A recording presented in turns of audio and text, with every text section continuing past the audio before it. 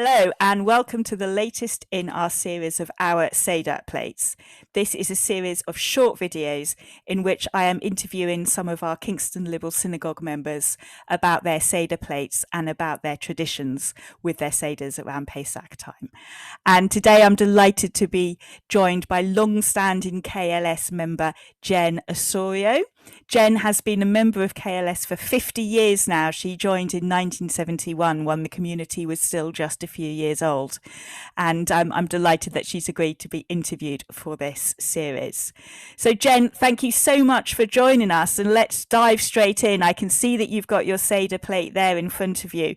Could you hold it up to the camera so we can see it? And also, could you tell us a little bit about its background, where you got it and when you got it? This is my Seder plate.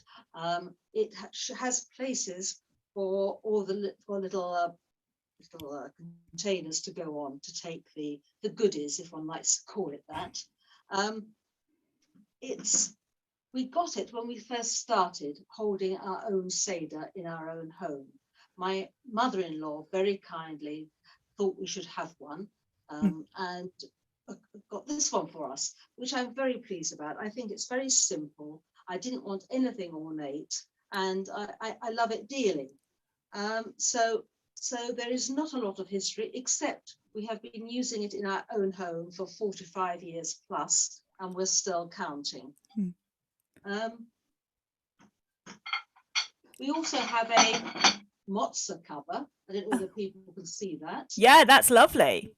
We bought when we went to Israel a few years ago. Well, it might be 20 years ago. So those are our particular Pesach bits and pieces. They're lovely, Jen. Thank you. And tell us a little bit then about your sort of family traditions around the festival. What would you do in a normal year, if there's such a thing? The family I came from didn't have any particular traditions. We never actually had a Seder at home when I was a child. We went to some Orthodox friends of my parents for the first night, and there'll be an old Bubba sitting there reading from her book, I think muttering away in Yiddish, I imagine. And then on the second night, we would go to the communal Seder. It's only when I got together with Nick that I found that his family always had a Seder. And for several years, 4 or 5 years, I went to Seders at my mother-in-law's or at Nick's aunt. And then it got to the stage where it was too much for them, and we took over. So certainly from 1974, we have led a Seder, either in our own home, mostly in our own home, up until now. I live in hopes that eventually someone will take over from us, but I don't know who, and I don't know when.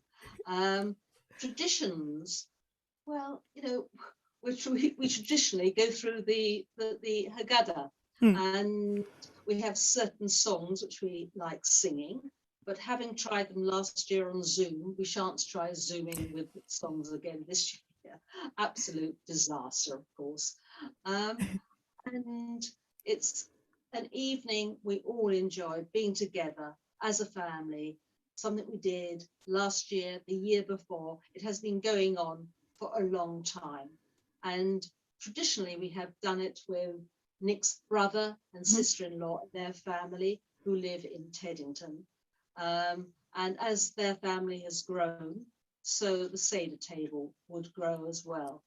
And there would be anything from maybe 12 to 22 people around the table.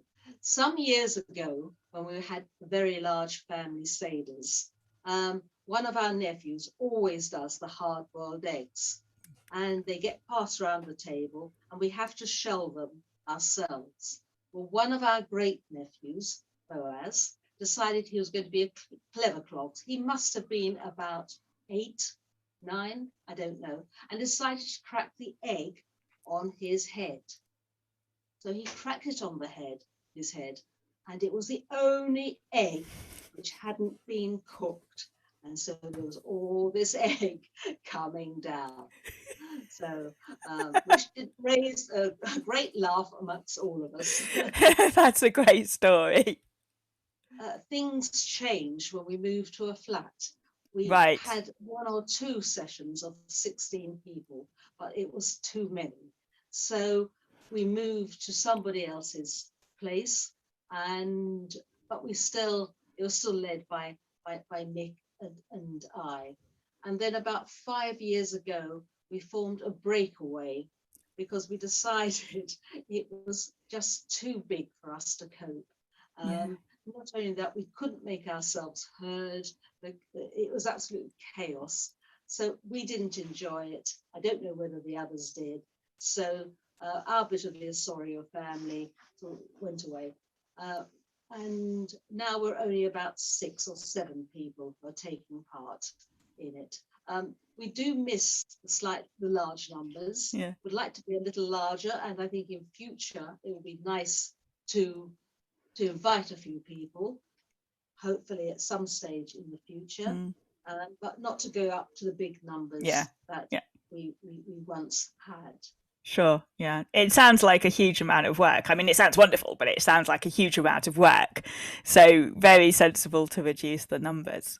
Now, Jen, you mentioned briefly the experience that many of us had of trying to communally sing on Zoom last year, which obviously reminds us that last year we were all in lockdown for the Seders, and we're just approaching now our second lockdown Seder this year.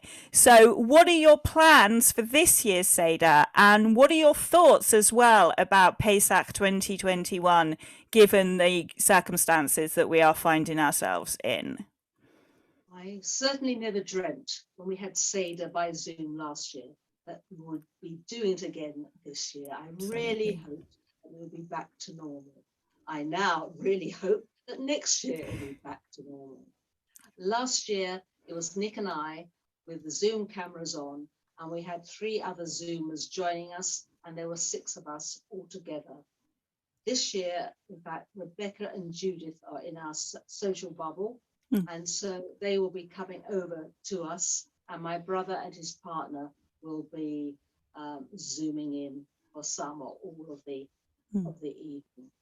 And nothing much will change, I think. We'll still go through the service. We'll still have all the usual things on our Seder plate, but we will miss the family connection.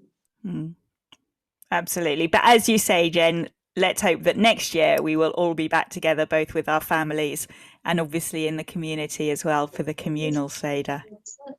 Certainly at the end of the Seder, when one says next year in Jerusalem, we also say, and next year in Teddington. Exactly.